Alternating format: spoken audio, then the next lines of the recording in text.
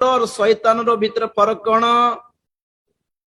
शैतान भी भगवान परी ईश्वर परमेश्वर परी चला बुला होउछि जगत रे कि नहीं?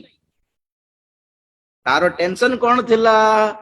आम्भे मध्य सिंहासन ऊपर को चढ़ी जीवा, आम्भे मध्य से सर्व परिस्तंक तुल्य निज को करिबा बोले टेंशन थिला। मु भी परमेश्वर सहित इक्वल हेबी ना आउ बोलेबा माइंड सेट एटा। तो परमेश्वर ताको जते धक्का मार के बाहर कर देले से कोन करला?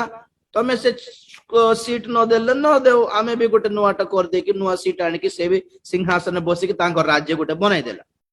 ओके, कंप्लीट परमेश्वरंकर एक अपोजिट राज्य, परमेश्वरंकर सिंहासन रो अपोजिट गोटे सिंहासन बनाइला। परमेश्वर राज्य रो निजरो माने गोटे अपोजिट रे विपरीत रे गोटे राज्य बनाए कि आमे भी तुमे न मानले न मानु, आमे भी परमेश्वर इठी तुमे न मानले न मानले केते न मानले केते मानिबा लोक माने अछंत मोर पाखरे बोली लोक मान को भुलाई भुलाई भुले तांको पाख को आनी देछि। देखली कि आपण माने गोटे नुआ बाबा गोटे दाढ़ी बाहर की लंबा बाल करके लंबा ड्रेस पिंधिकी मु गोटे रूप अवतार बोले तांको हेले मुंडिया मारिबे किंतु यीशु को प्रचार करले मात्र हमको मारी पकेबे। हो कि नहीं?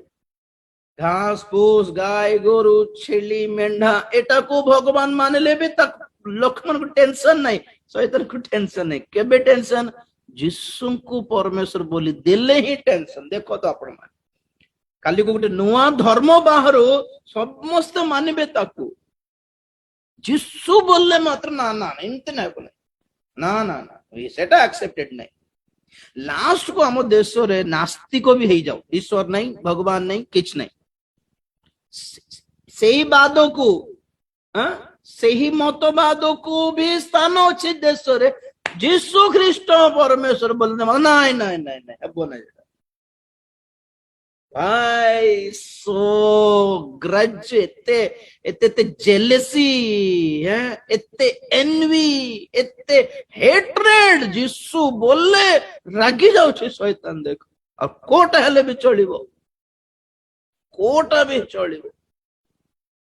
ईश्वर पुरुष बोलो आई विल एग्री, ईश्वर जने स्त्री अटे बोलो आई विल एग्री, ईश्वर जने घुसरी को गोटे अवतार बोलो आई विल एग्री। मोर रूप को घुसरी कर रहे फरक पड़ो नहीं, किंतु ईश्वर यीशु बोल कहले मात्र ताको फरक पड़ जाउ।